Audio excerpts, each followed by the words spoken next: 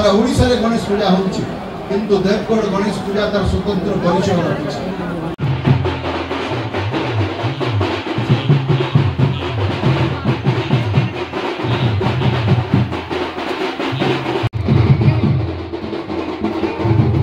चतुस्तम गणेश पूजार सभापति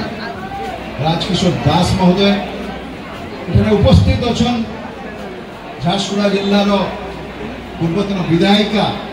दीपाली दास महोदय एठाने उपस्थित अछन युव नेता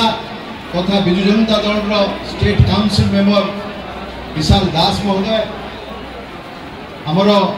क्रीड़ा के सारा संबलपुर अभिव्यक्त संबलपुर जिले में क्रीड़ा क्षेत्र में सारा ओडिशा निजर परिचय सृष्टि कर भाई दुलाल वो पूर्व वक्तव्य रखुले भाई उमा भाई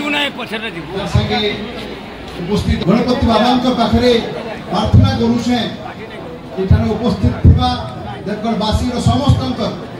ए वर्ष आगामी वर्ष मंगलमय हो एवं जिते देवगढ़ लगी निमंत्रण है राजकिशोर दास जिते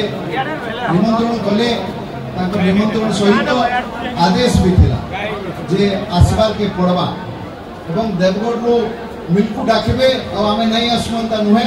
किंतु ताको डाकबार संगे आम सौभाग्य मते जुड़ी हिचे जे आमे 75तम गणेश पूजा रे मध्ये आइस्थिनु विशाल दास को सहित एवं आज 77तम गणेश पूजा रे मध्ये आपण मानकर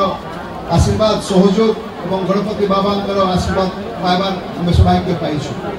एवं देवगढ़ जिल्लार गणेश पूजा अभिव्यक्त संबलपुर जिले में केवल नुहे सारा ओडिशा रे तार स्वतंत्र परिचय सृष्टि करिछि। सारा भारत वर्ष रे गणेश पूजा होउछि जेते बेले गुटे गणेश पूजा रे सकाळ संध्या जाक हिसाब करा जाउछे 30,000 40,000 50,000 लोक पूजा रे समागम होउछ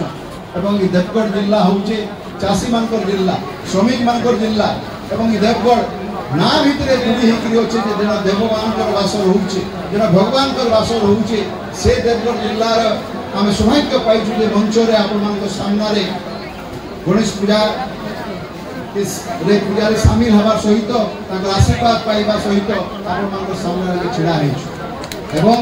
इन जे आयोजन हेछि ए आयोजन लागि कोई जिंदा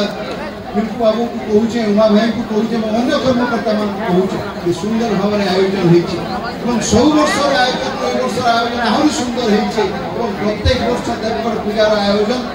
आहुरी सुंदर एवं आहुरी प्रतिष्ठित होछि। आशा करबी जे आगामी दिन में मध्य गणेश पूजार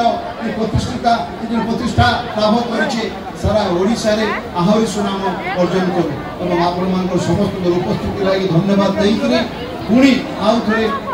प्रभु पाखे प्रार्थना करुचे समस्त मंगल हो और मुझे आप आशीर्वाद भिक्षा करुचे। धन्यवाद धन्यवाद